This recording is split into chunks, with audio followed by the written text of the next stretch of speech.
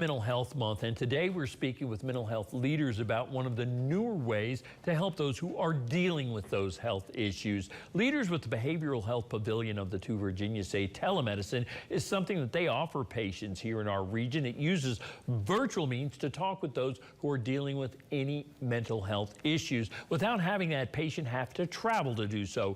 Leaders with the pavilion say more rural areas often have clinician shortages, which is why telehealth medicine is extremely important to the area. They're urging anyone who is dealing with such an issue to reach out to get the help that they need, whether it's in person or virtually.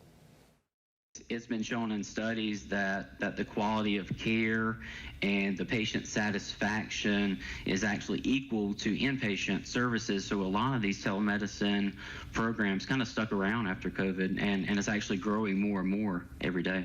There's a big stigma attached to mental health. And there's no difference in being physically ill than having a mental health crisis. So we want to take the stigma out of that. We're here for help 24/7. And we are posting more information about the resources available at the Behavioral Health Pavilion. Just head to our website at wbva.com.